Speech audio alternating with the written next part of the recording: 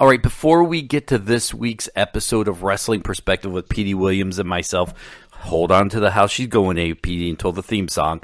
There's a little bit of inside baseball housekeeping that Petey and I want to do before we hit the music and get into the fun and games and the shenanigans. Pete, first and foremost, I got to say, over the week, you came to me with this idea that there's a website we use to sell shirts for our podcast, which we do a pretty good job of selling shirts. I mean, we make enough money to have a really nice, good dinner together every once in a while, but nothing that's, paying rent or buying brand new cars. But you came to me with this idea, and I thought it was genius. Well, how's she going, eh? Yeah, I figured you said, okay, sorry.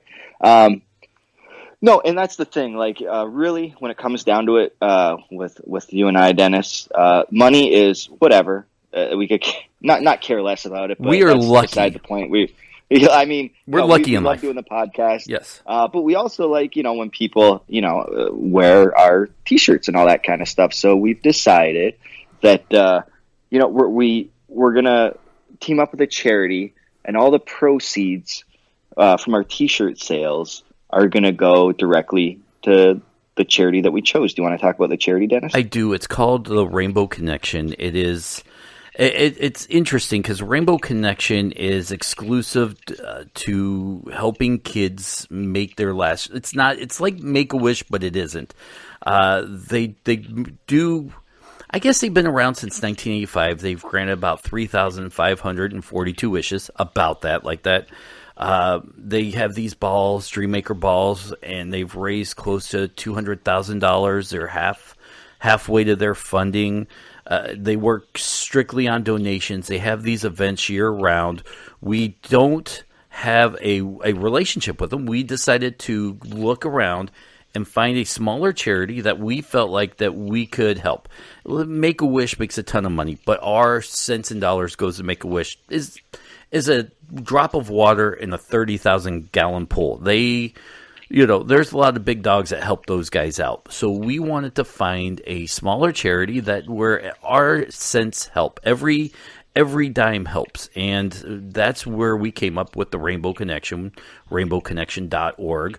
And if you go to whatforapparel.com/WPP and you buy a shirt, our half will go to donations to them every month, not just for a week, not just for a month, not just for this year, but for good. For as long as we sell shirts, this is going to be our way of giving back. And Petey, you and I have talked forever about how do we give back. We've done everything we want to do with this podcast except for figure out a way to give back to the community.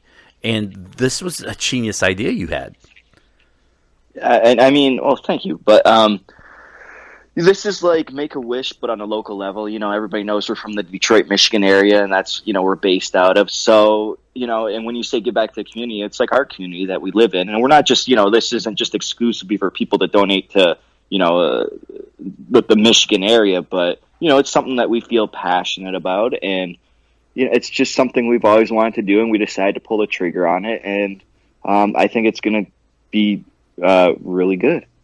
So a little bit about this, and this is off the website, and trust me, we'll get to the funny here in a second. It was started in May 9th, 1980. Rob Dobson, his wife Janet, their two children, Tim and Jennifer, traveled on Ron's private jet to a wedding in Canada. Not long into the trip, the plane's oil pump froze and the plane went down. Tragically, Rod and the children did not survive the crash. Janet was critically injured. In August of that year, L. Brooks Patterson, the Oakland County Chief, if you're in Michigan, very, very famous name, held a memorial golf outing to raise money in the name of Tim and Jennifer for scholarships. From that humble beginning, it evolved into what it is today, the Rainbow Connection, a Michigan-based 501c3. That was very important to us that it was a 501c3 charity dedicated to making dreams come true of true Michigan children with life-threatening medical conditions.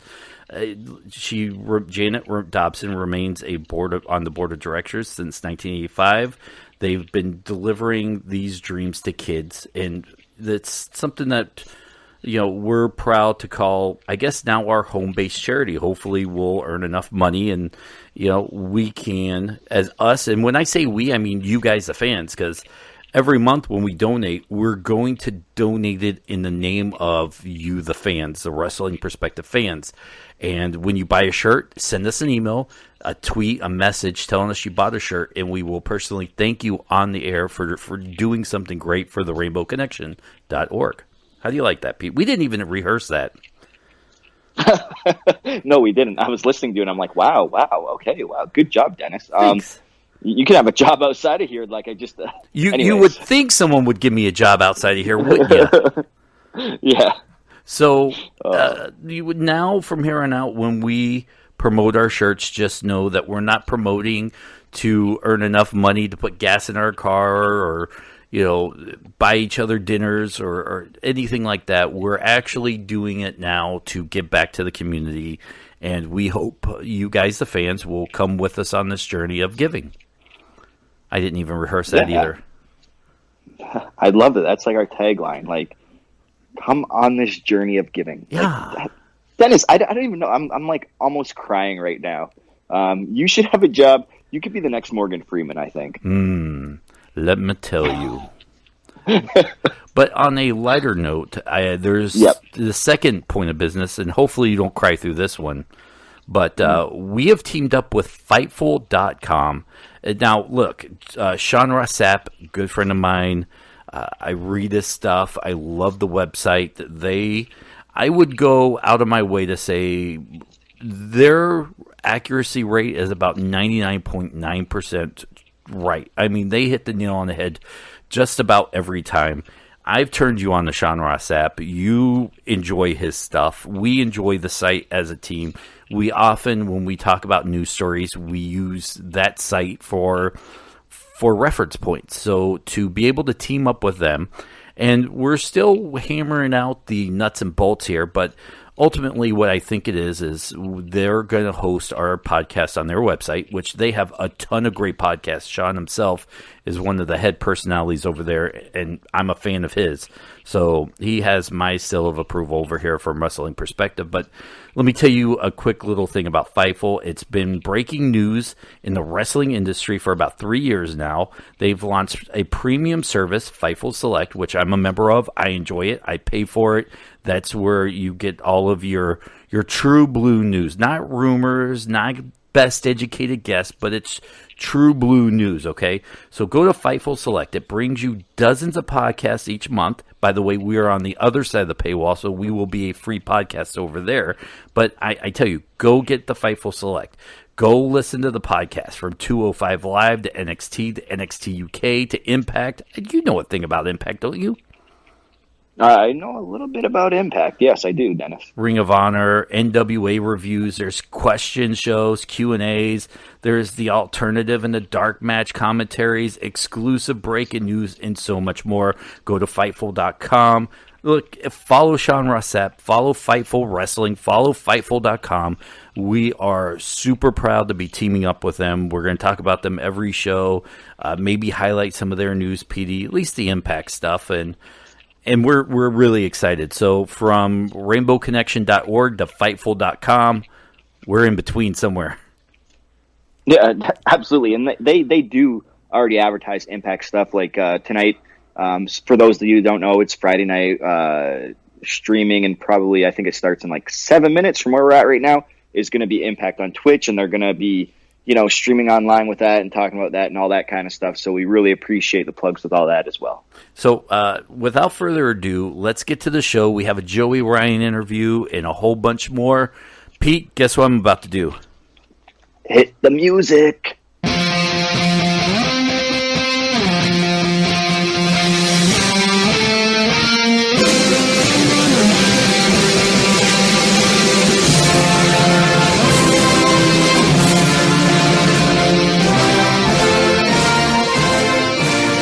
It's this week's Wrestling Perspective podcast. I'm Dennis Farrell, and he's Petey Williams.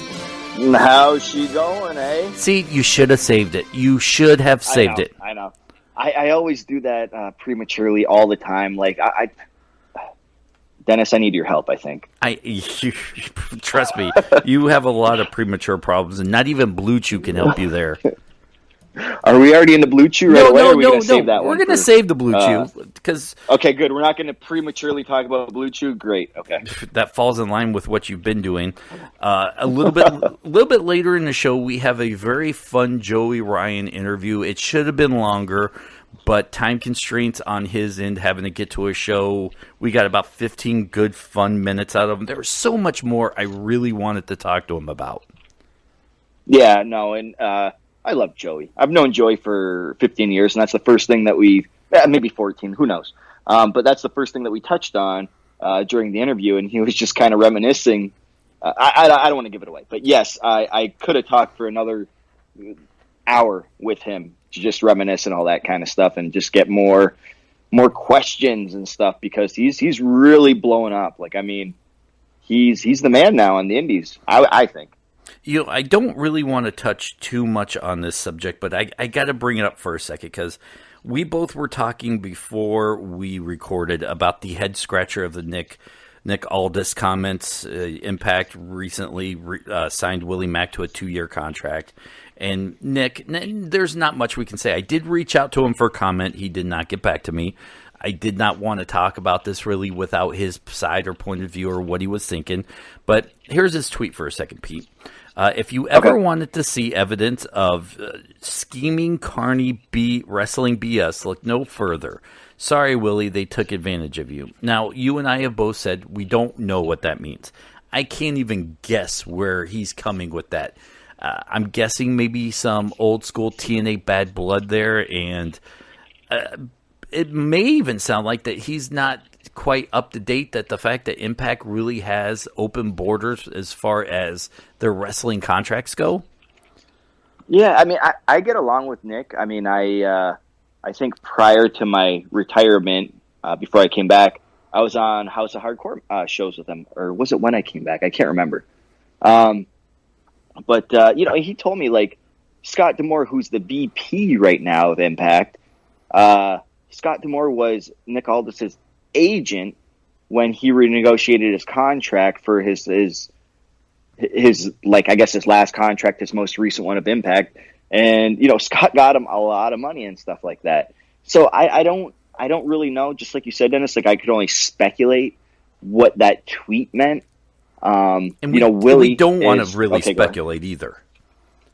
What's that? And we don't even really want to speculate, because there's just no direction we can really. With a lot of speculations, you kind of have a roadmap or an idea, or you can go from past history and go, all right, I think I figured it out. But with this tweet, I mean, there's no telling what it meant. Yeah, and that's the thing. Like, I could say I'm speculating right now, but then they're going to cut this out, and then it's going to be on, other internet wrestling websites tomorrow saying that I said certain things, which is out of context. But I think I first saw that tweet on the day we had our Rebellion pay-per-view, like a week and a half ago. And I know that's when Willie signed the contract, and I don't know if they announced it that day or the following day, whatever the case may be.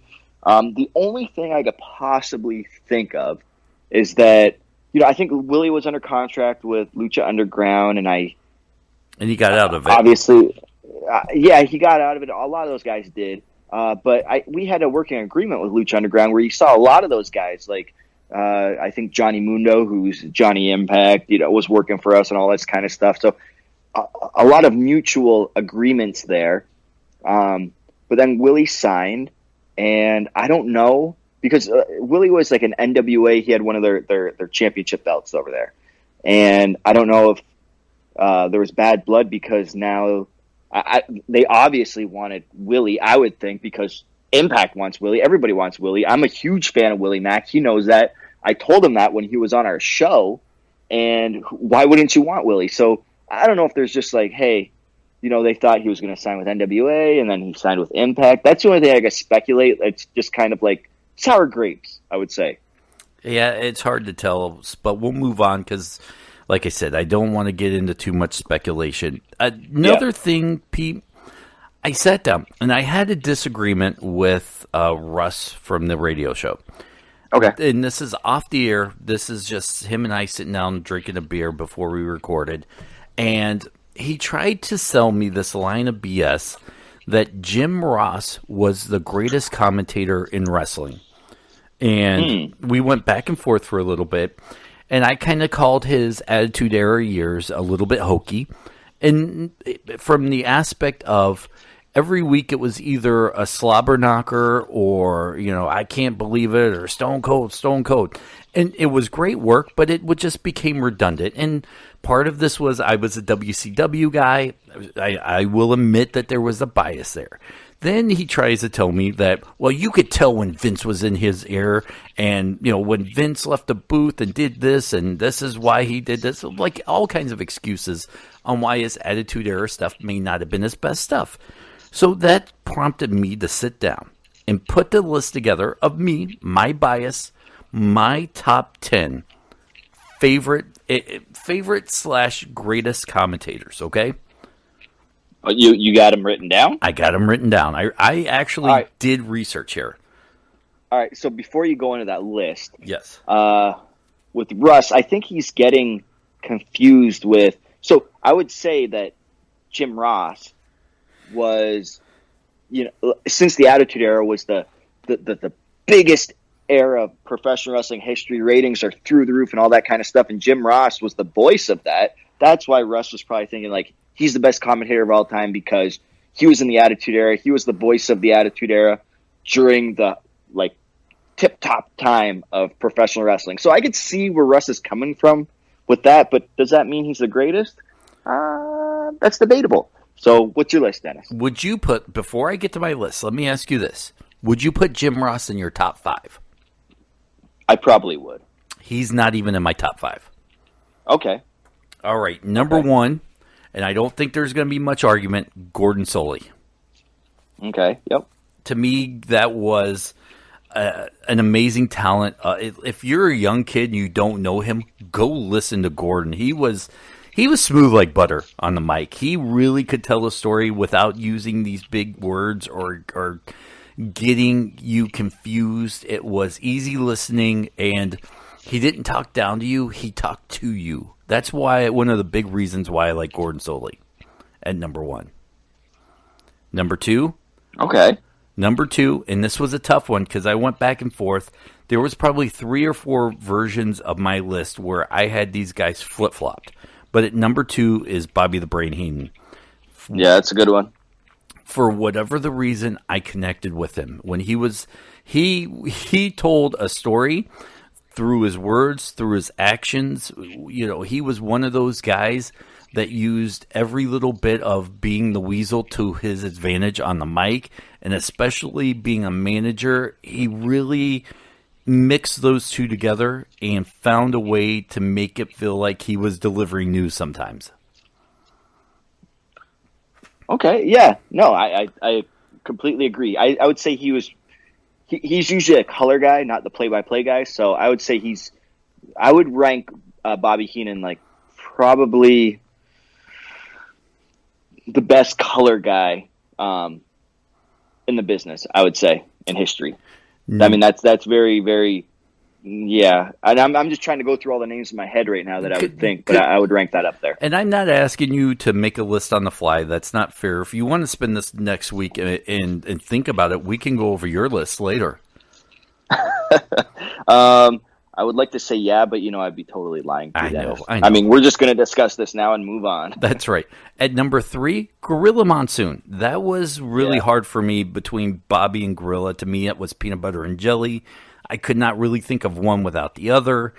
But in the end, I had to put Bobby just ahead of Gorilla, and I'm not sure why, but that's where I put Gorilla at number 3.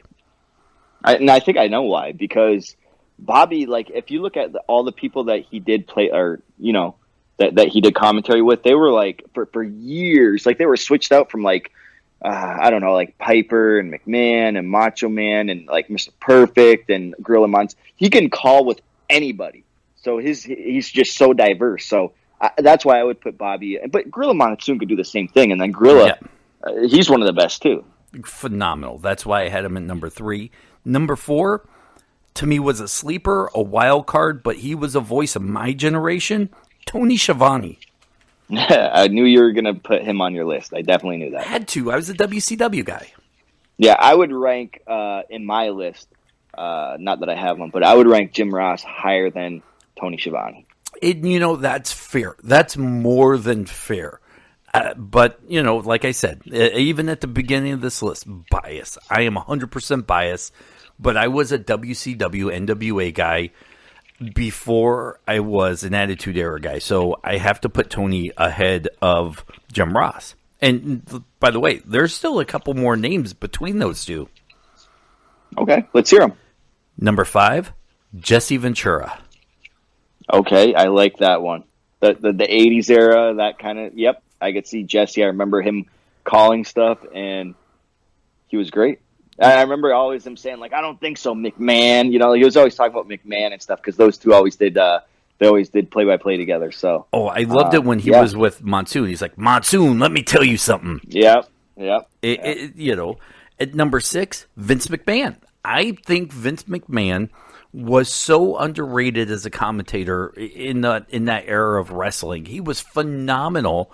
When you think of WrestleMania, it's his overlay of "It's WrestleMania" that still rings in your ear today. He was the voice of all those WrestleManias. He had to make that list. He was at my number 6. So, and just so you know, like your list, you're at number 6 right now. It looks like you have Vince McMahon at like 3 or 4 of your play-by-play commentators, and you got Bobby Heenan as your top color, and then your Jesse Ventura is your number 2 when it comes to color commentary. So you should almost make like 2 different lists of who's like the best play-by-play and who's the best color commentator. I like that. I may do that this week. Yeah. So anyways, next? At number 7 is Jim Ross. Okay. Now, fair or unfair? Let's go backwards. For you personally, is Jim Ross better than Vince McMahon? Oh, man, that is a good question. It's 2 different eras. I Absolutely. I can't see like because Jim Ross started about like a WrestleMania 9, and he was really good, but then he was totally the Attitude Era. I can't see Vince McMahon calling Attitude Era stuff because Vince McMahon was really over the top. Like he really put over the characters and stuff like that, especially in their occupational day where everybody was either like a plumber, a tax guy, or everybody had an occupation. And that was their character. So I don't think Jim Ross would have been able to do that. But I think Vince had his work cut out for him a lot more because he was trying to put over guys that, should have never been over. So, maybe he's better than Jim Ross, just 2 different eras. But in your opinion? I don't think so. All right. I'm just biased towards Jim Ross, just again, because I fall into that, category of he was the voice of the Attitude Era at the hottest time in wrestling. Would you put Jim Ross in this list over Jesse Ventura? Well, see, and the thing is, if I were to do this list, I wouldn't do play-by-play. I would do a different play-by-play and color. You know what I mean? So Jesse's total color commentary. So they're totally different. See, you're talking yourself into having to do this list. The more you say, well, I know, right? I'm gonna have to actually do a list now. You are. I would, if I was a WWE guy, I could easily put Jim Ross over Tony Schiavone. So that would not be a fair question for you because I know what you would say without thinking twice. Yeah, but let's go on with your list, and then I'll see if there's because I have a couple people in mind, and I want to see if you actually have them on your list. At number 8, Joey Styles. Yeah, okay, that's a good one. To me, I love Joey Styles. I think he was underrated. What he did in ECW and a little bit in the WWE, I really appreciated and liked. I think he deserved to be on this list, and I put him in at number 8. That's very fair. Number 9? Jim Cornette. Okay, yeah, Cornette is actually really good. He can do anything. You just give him a mic and he'll be able to do it. So I agree that Jim would hit my top 10. In number 10, the only current wrestler right now, or announcer right now, down in NXT. I love this Ronaldo guy. He Yep. is phenomenal. And right now, he is at number 10. And if he keeps up what he's doing, he could easily find himself in the top 5 to 6 for me in a couple Yep. years. So that's one guy I was gonna say definitely. Like I didn't know if you were gonna put him on your list. So yes, definitely him. I also would say Mike Tenay. Ooh. He was the voice of Impact for many years. He was, this is back when they had Tony Schiavone, Mike Tenay, and whoever the third person was at the time. It might have been. I know they had like Mark Madden for a while, Bobby Heenan. They always kind of switched him out, but I like Mike Tenay, like the Professor Mike Tenay, and he was always like very knowledgeable of everything going on. And when it came to Impact, he was really good at the play-by-play. Like I really liked what he did. That's the only other people on the list that I think that I would have put on there that you haven't put on there. Do you have a Mike Tenay story? I really don't. Like Mike, with Tenay, like he was always hard to. Man, that's a good question because they would do their production meetings, and this is before I was in production. And he'd come out, and then I would talk to my agent and say, like, yeah, maybe we should do this, that, and the other thing. And they're like, oh, yeah, get with Tenay about that so we could put it over. And I would and I'm like, oh, is Tenay actually going to put that over? I'm like, I don't know. So I would, like, go up to Tenay and be like, hey, Mike, can you we're going to do this in the match, and then, that's a reference to this. He goes, oh, okay. And I'd always think he was blowing me off.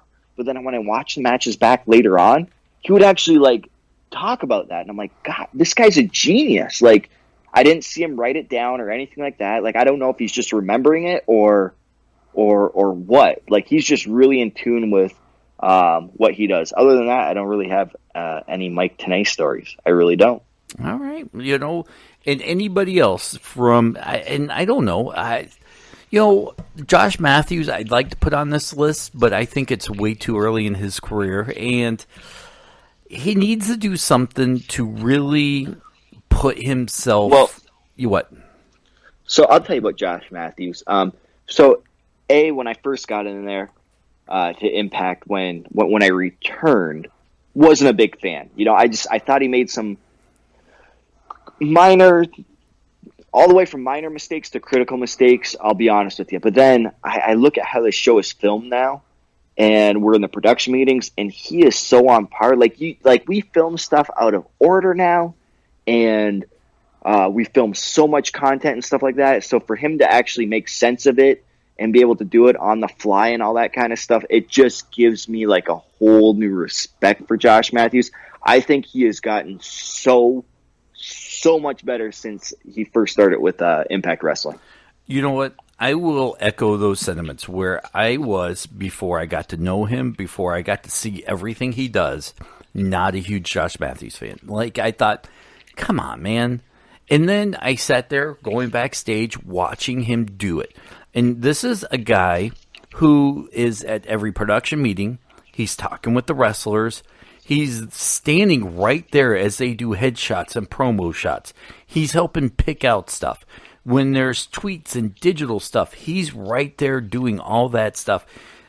Josh Matthews has truly become one of the one-man gang production guys in the back that I feel like if he were to ever go, Impact would be in some serious trouble. That's where I just step in. But anyways, Josh, like, you have to remember with Impact, a lot of us do multiple jobs. Like, I wrestle and I agent. So a lot of people just do so many different jobs, and Josh is so involved with social media, commentary, a bunch of other things where if he just had to focus on his commentary, like, it makes me wonder of how good he would actually be if he didn't have all these other side jobs that he had to do. It makes me wonder, because I think Josh is really good and he could be one of the best in the future. And not just that, but you're also part of the booking committee. You're a producer. You do all kinds of stuff. A janitor. Yep. No, I actually tear down the ring and set it up. No, I'm just kidding.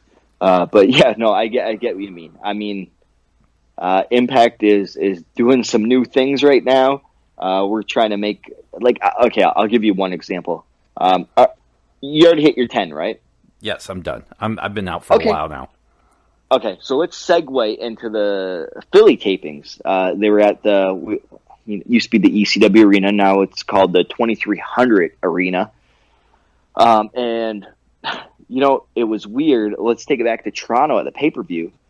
I was on the first, and I don't know if we've done a podcast since the pay-per-view at Rebellion, but I was in the first match of the pay-per-view, and then I'm still in my wrestling gear. I have to agent the third match, and I go into the production truck, and I look, and I'm like, huh.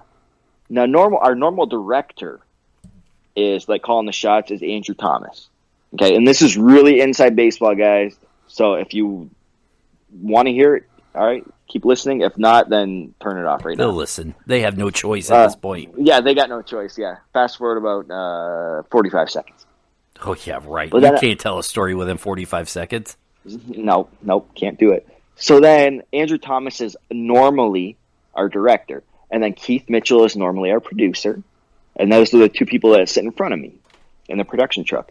So then I walk in there, and mind you, I was late for the production meeting in Toronto because Toronto traffic, all this kind of stuff. So I wasn't there for the production meeting.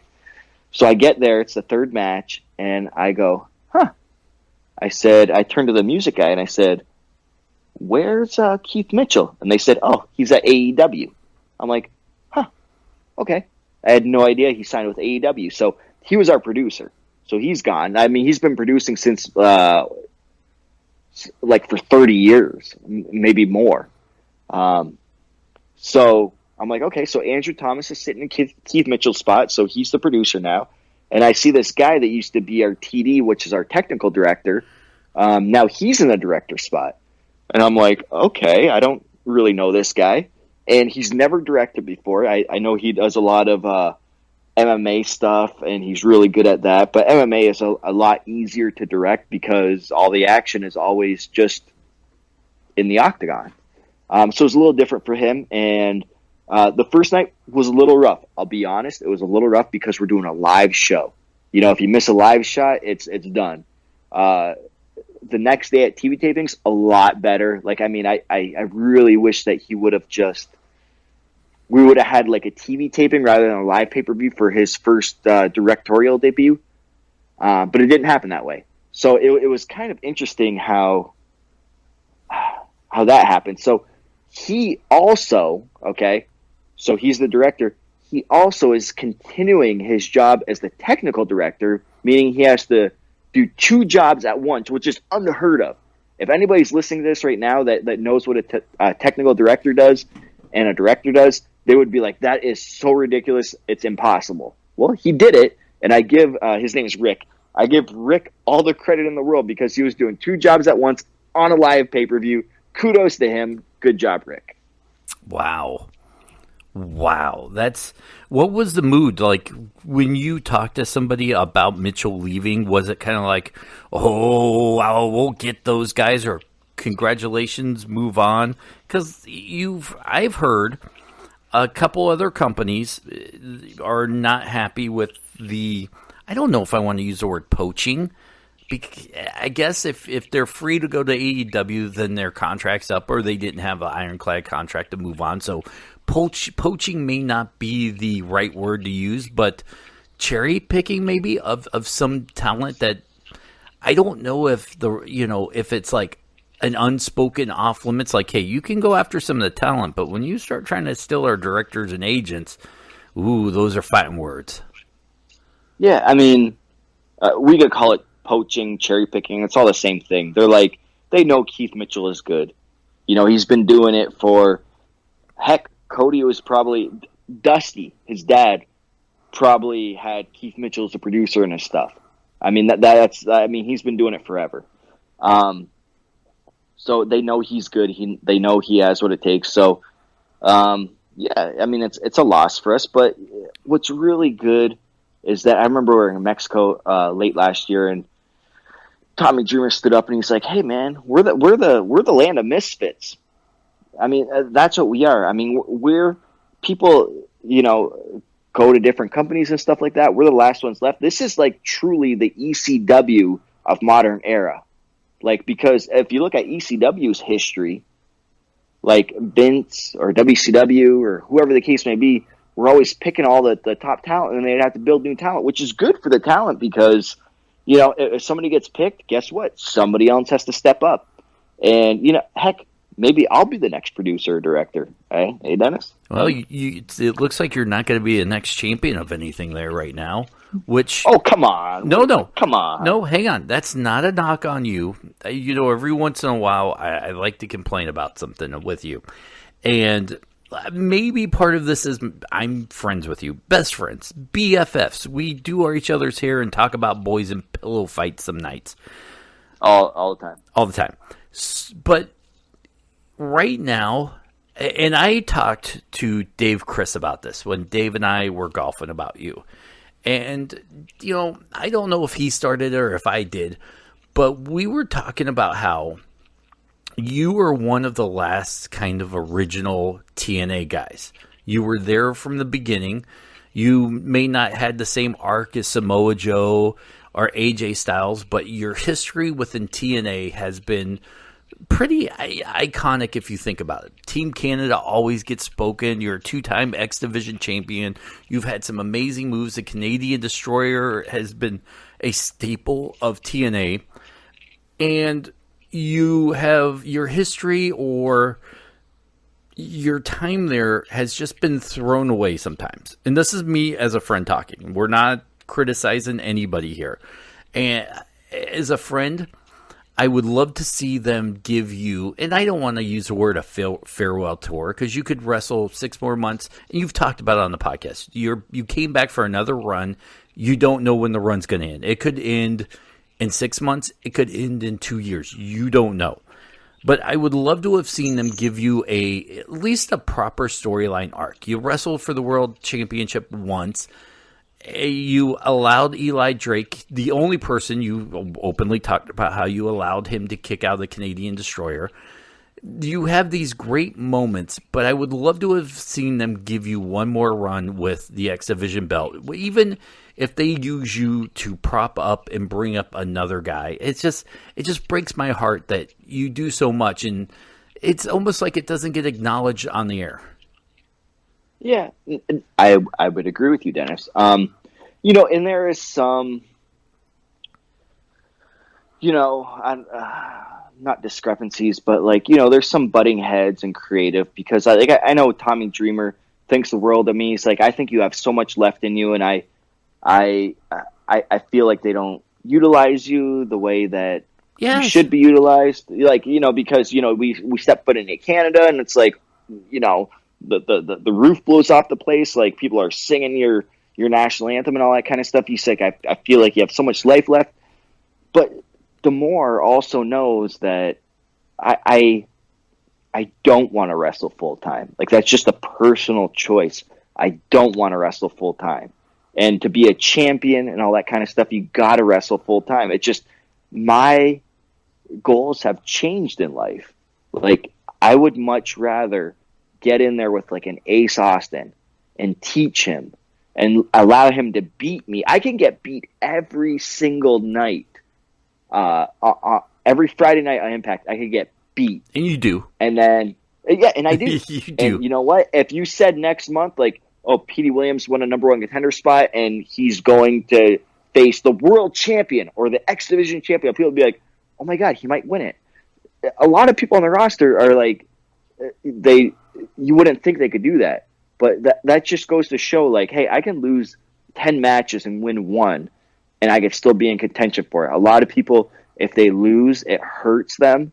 When I lose, it doesn't hurt me. It might not make sense, but in wrestling, it totally makes sense. Boy, and here's the deal. I think the world of Rich Swann, right? I love the guy. Every time we're around him, I glow because he's really cool. I'm a fanboy, and I'll admit it. Call me a mark, call me a fanboy. I'm okay with that. But if he were to lose the belt to, let's say, an Ace Austin or anyone else like that, right? It wouldn't feel the same as it would be if you had the belt and you lost it to one of these up-and-coming kids. It would feel more of and maybe because you're older than Rich Swann, maybe because you're at a different point in your career than Rich Swann, but it would feel more meaningful than passing the torch as it would be if anybody else lost the X Division title to somebody else. No, I totally agree with you, Dennis. Yeah, it's just that I would have to, for me to win the belt, I would have to beat like a Rich Swann, which, obviously. And you have? One of our. Yeah, I have, actually. Yes, yeah, I have. There you go. With the help. Well, yeah. But yeah, no, I totally get it. Like, if I had the X Division title and then Ace Austin beat me, like an up-and-coming guy that's like 16 years younger than me, and I pass the belt off to him, that's a big passing of the torch right there. I agree. I mean, I'm not disputing you on that whatsoever. You know what I think would get you to the X Division Championship? What's that? Blue Chew.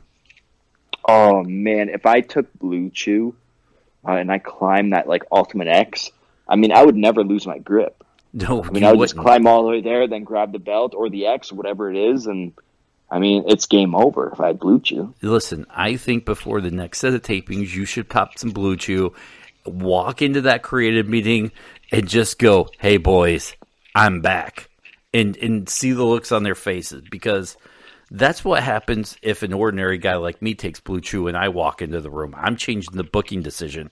Let's say I walk into that room and the wife has, wants to read a book or watch Live PD or, How I Met Your Mom, whatever girls watch on TV at night, and I walk in with Blue Chew, the booking committee is going to overturn that decision. And guess what? We're having a main event match in the middle of that bed for the sexual championship of the world. Right there. Sexual championship of the world. Is this like sexual championship wrestling? SCW? That's exactly what it is. Like the ref will crawl up from under the bed like a Money in the Bank situation. And I'll be like, where did we even get a ref from? Okay, I'm going to go with this. And then boom, it's on. And I'm going to have a 60-minute Iron Man match. And in the middle of that bed, it's going to be a clean finish. I'm going to have her tapping out with Blue Chew. Do you want her to tap out, or do you want her to like pass out? Oh, listen, like TKO, technical knockout. Oh, either way, I want the clean finish in the middle of that bed. You know what? Maybe I'll even pin her. Put both those shoulders on the mat. Get the clean 1, 2, 3.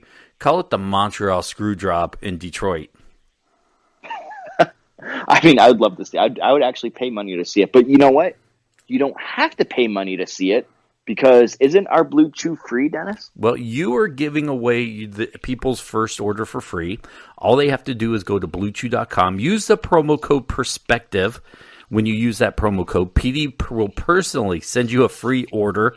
All you have to do is pay $5 shipping and handling. Now that we don't have the T-shirt money, he's got to cut back on some of his expenses.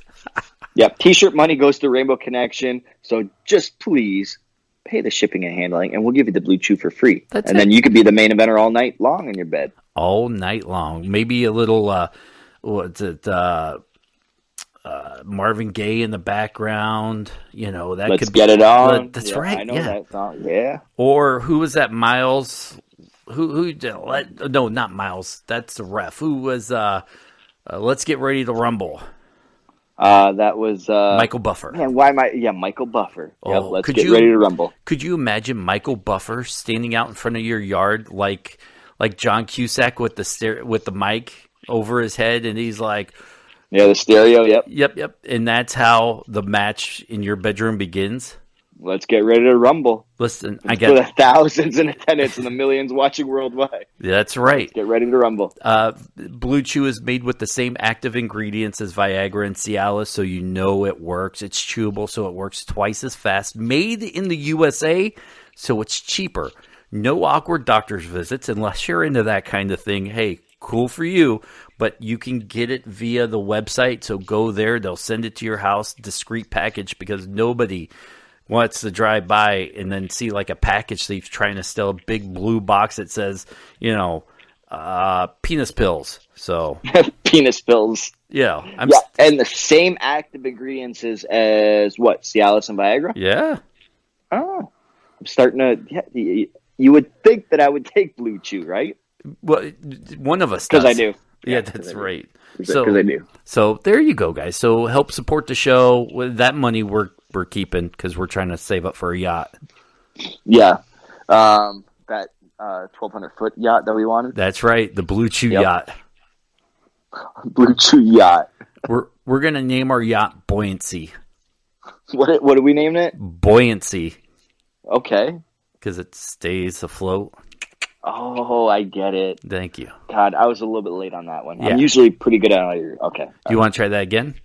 Yep. Hey, we're going to name our boat Buoyancy. Oh, that's great. Oh, my God. Yeah, let's do that.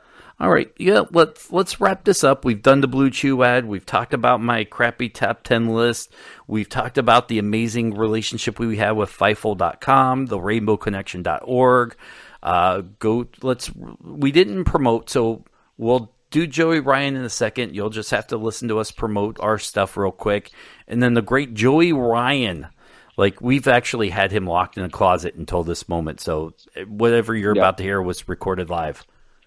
You think Joey takes Blue Chew before his matches, and that's why like he is so his dick is untouchable? Absolutely, I think that's it. Yeah, I think that's it. Mm-hmm. All right, Pete. So let's promote some stuff. Okay.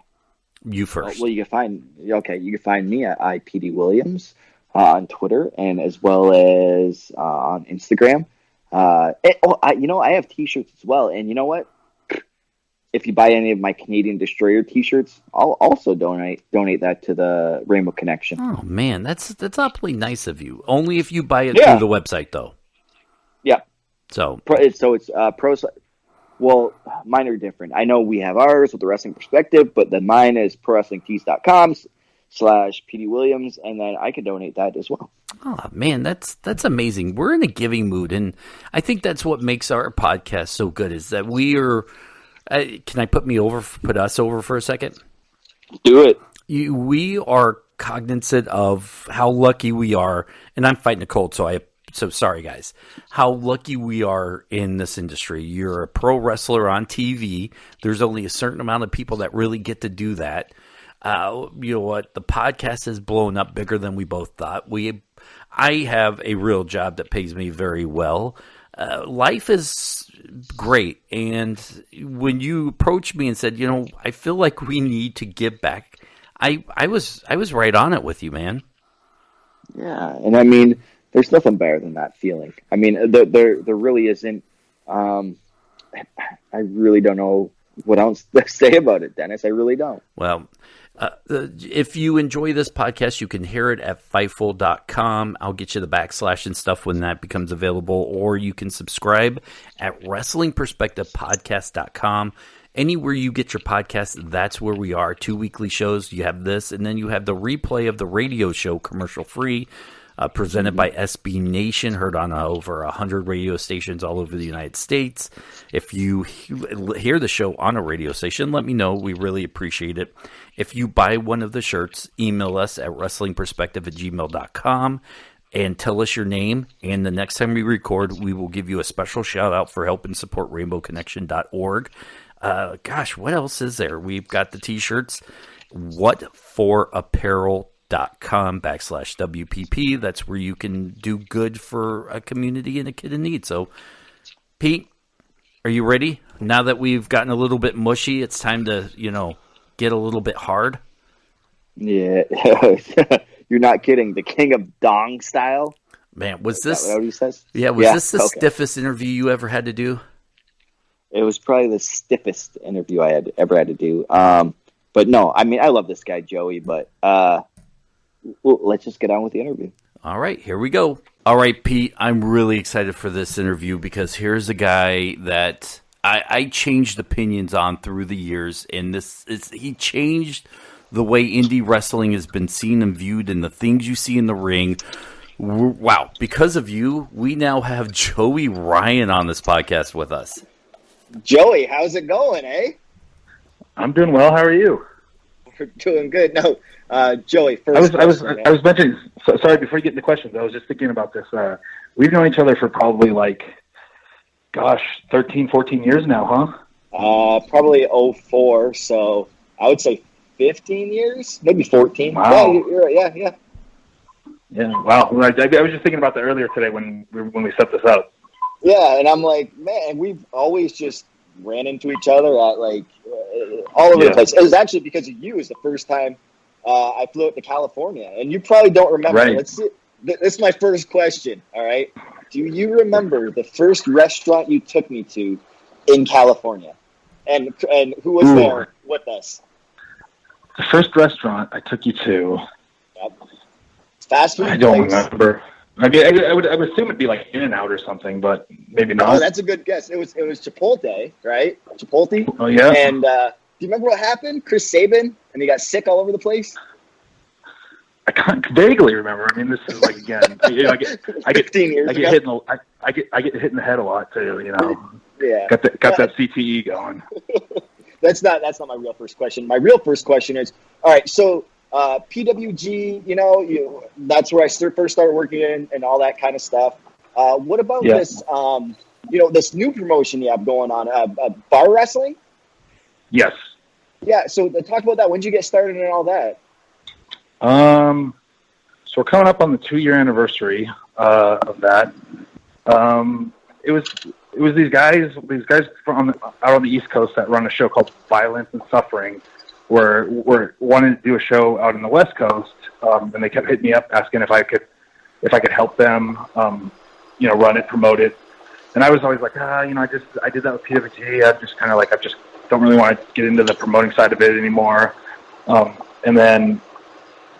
I was doing a show, so I wrestled for DDT Pro in Japan, and they have a lot of different promotions under their like umbrella. Like they have like a hardcore promotion, a women's promotion, and they have this one that's run by one of their wrestlers called Tavern Wrestling, and it was basically the same thing. It was just cheap tickets, cheap drinks. Everybody was having. It was like the most American Japanese audience I'd ever been in front of because the whole audience was drunk. They're usually quiet, but like they're all drunk, so they're all rowdy and all. It was the most fun show I did in Japan. So I was like, I'm gonna try to do that here. And so it's the same thing, standing room only. Everybody's pushed up against the ring. It's just it's more of a party than a wrestling show. It's like a party, but like, oh yeah, there's also wrestling happening. Listen, I'm going to jump in and ask a heavy-hitting question right off the bat. And look, I know you're not going to come on the wrestling perspective and break any news. I get and understand that, but we're in the midst of your farewell tour. You had a great tweet talking about how your Guess the Word is out. Have you signed? Haven't you signed? What's going on there? But I will say this. Knowing that you're not going to drop the bomb on some small podcast, you're not going to give it away. I get that. Do you have a date, a timetable, a place where you're going to announce where you're going, if you're going anywhere? I'm still working on a date. There's still and honestly, like the honest answer is I can't really discuss it just yet because stuff's still moving. Stuff's still happening in terms of where I might be going. So I'm really not at liberty to discuss, and that's like the honest truth. It's not just me like trying to get around the question. But yeah, and so I'm kind of waiting to see how that plays out first, and then choosing where and when to make announcements. See, Pete, now if my co-host had like the last name of Jackson, I'm pretty sure you'd decide to announce it on my podcast. Sadly, I have a podcast host with the last name of Williams. Yeah. That works for Impact. So, yeah, Joey, it's going to be really great when you come back to Impact. It's going to be awesome. Let's get some rumors started, right? No, no, I'm totally kidding. But hey, Joey, man, we've worked with each other a lot, and this new, King of Dong style, all that kind of stuff. I mean, I'm sure you've had people, hate on you, but then people like saying, yeah, that's awesome. I've made it known to Dennis on our podcast many times. I'm like, I love it because you made something your own, and you got it over. Just like I know I can relate because it was with the Canadian Destroyer, a move that's a flipping pile driver. It's stupid, right? That's what everybody used to say. And now we're like, oh, a penis flip, we'll call it. People are like, side note to interrupt your question or your story. there was a bar wrestling show last night, and David Arquette did a Canadian Destroyer.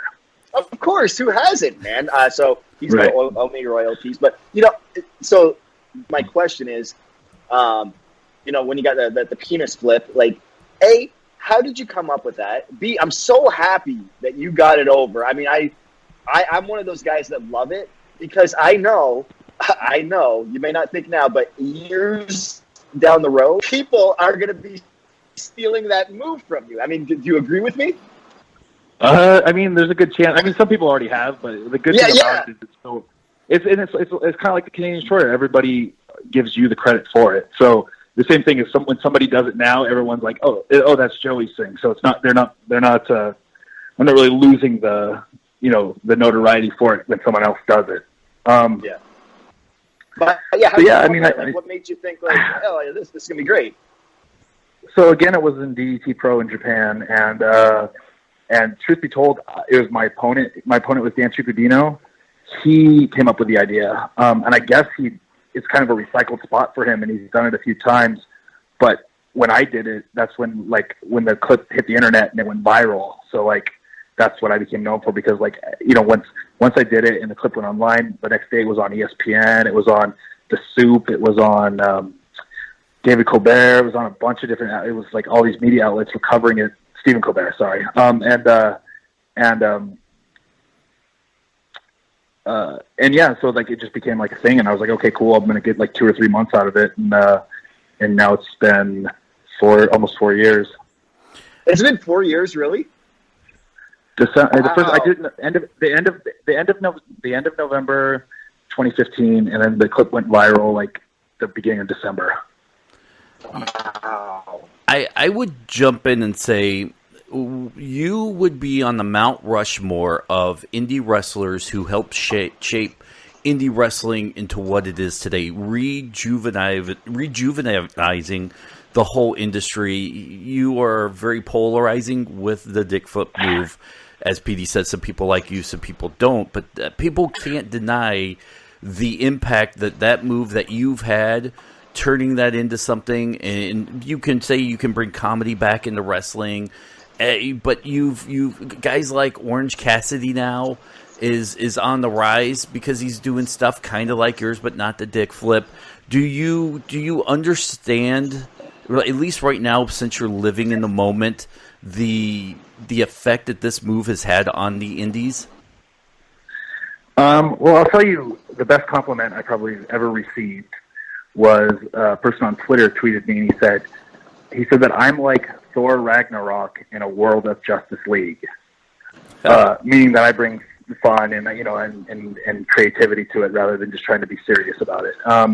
And that was the best compliment I think I've ever gotten because it not only did it connect with me because I feel the same way. I felt like Thor Ragnarok was awesome and Justice League was kind of wasn't bad, but it was a bit tough to watch. I don't think I'd ever watch it again. But yeah, I don't mind being known as the fun guy. I don't mind being known as the guy who because it's weird too because I do now and you're seeing this now. It's not.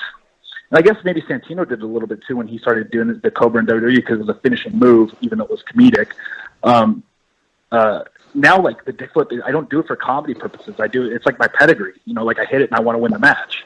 It's not like I don't do it to take context out of the match. I do it I go for it. It gets reversed. It gets taken away. We tease it. It gets taken away again, and then finally I hit it, and then I get the big cover. And then it's used as a dramatic part of the match now instead of, even though the move is comedic, it's done in a dramatic part of the match. And I think that style is getting a little bit more, growing a little bit more on the indies where it's stuff that people are willing to buy into more of the make believe or the performance aspect or the theater aspect of it. Because, I think a lot of people, for me personally, I think people know what real fight looks like with MMA. So, I try to go the exact opposite. I go the complete opposite of MMA and I make things cartoony and over the top. Because that's something pro wrestling can do that MMA can't do. So that's what I lean to, and I've seen a lot of the comedy grow, and the comedy guys get more bookings and more notoriety over it. Pete, I know we only have them for a couple minutes. I've got 2 more questions. Do you mind if I knock them out real quick? Yeah, it's fine. I could always text Joey later, and we could shoot the breeze. So go ahead, Dennis. Thanks. Let me fanboy out here. All right. You know, I'm really excited because you have this amazing documentary coming out. This is wrestling. You were invited to the IFS Film Festival. That happens, I think, like May 17th or somewhere around there. But how does a documentary come apart, especially from... Listen, I'll be honest. You know, when I think of Joey Ryan, I think of a guy who has made, as Petey said, made something his own, revolutionized it, and has gotten over with fans that normally would have pooped all over everything he does. And now you have a documentary. Yeah, and it was really cool because those the people who filmed me, because they're like real producers of Hollywood shows, and they approached me and and they were like, hey, we're wrestling fans. We just discovered independent wrestling, and we thought it was the coolest thing ever. And we wanted to like document it. We wanted the subject to document. And they said we looked around at all the indies, and they said you're the guy that stuck out. You're the guy who we wanted to focus on. And it was, the timing of it was really cool because they got me, like, not only did they get like Candice's farewell, like when Candice went to NXT, documented, but they got when I went to Ireland and did the spot with Mick Foley, they got that documented. So all that stuff's on there. So it's really, really cool. The year that they spent following me around is one of the better years to do it. Now, my next question, and I'm not going to get too much into the weeds on the Lucha Underground thing, but that's where I was first exposed to you on television. Now, when you bring Joey Ryan, the indie wrestler, and let's assume, and look, you're not saying this yes or no, but you will be, in my mind, you may be on TV every week wrestling somewhere coming up soon. I don't know, you're not saying yes or no, but assume that's the way you're going. How does Joey Ryan adapt the dick flip for television? Have you thought about that? Well, I never did it at Lucha. I never did it on Lucha Underground. Right. I mean, I did it in a couple dark matches, but they don't really care if I do them in the dark match. But I never did it on TV. But the sleaze part of the character still plays. Like, I can still be a sleazy bad guy, or I can still do perverted things without doing something that blatantly looks fake. So that's the way I just try to do it. I just try to play up the other elements, like whether it's baby oiling myself up in the ring, or just try to play up like the other elements of the sleaze more than just dick stuff. All right, Pete. Joey, we know you got to go. I'd love to continue this conversation, especially, when you brought up the psychology of, the teasing, the dip flip and all that kind of stuff. I totally get that because I understand that the people are just waiting for you to do that in your match. I get it. Like, people just wait for me to do the Canadian Destroyer. So, and you, right. I think you got the master of it now. Like, you understand it. That's great. And I think that's why you're making it, that's why you made it famous. I mean, if you put it in somebody else's hand, they might not be able to do what you've done with it. So kudos to you, right. Man. That's brilliant. Well, I appreciate that. But Joey, where can people find you? Like T-shirts, all that kind of stuff. Go ahead. My merchandise is at prowrestlingtees.com/Joey Ryan. You can get autographed pictures there too, not just T-shirts. You can get like little they have like action figures of me, hats. You get all that stuff on that site. Then on Twitter, I'm at Joey Ryan Online. On Instagram, at Joey Ryan. So those are probably the best ways to. Get a hold of me. Pete, I'm telling you. Sorry. I didn't mean to cut you off, Joey, but I was going to tell Pete you'll be in town two days in Michigan for Chainsaw Wrestling and Pure Pro Wrestling.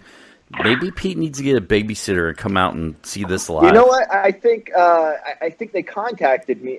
Anyways, we'll talk offline about this. But yeah, I mean, Joey, I got to see you again, man. Yeah. I'm actually in the Traverse City show. I'm wrestling Scott Steiner, an old buddy of yours. What? So, no, man. Yeah. So I'm interested. I'm interested to see what he thinks of the dick stuff. See if he'll take the dick bump for you, or he'd be like, "Man." I mean, stranger things have happened, but yeah, I don't think he'll want to, but stranger things have happened. Hey, you never know, man. He might. I got to see this. I hope somebody records it and there's stuff online about it. If I'm not I'm sure somebody will. I'm sure somebody will. All right, Joey. All right. Thank- All right. I think I got to Thanks, get going now, Joey. yeah. Thank you.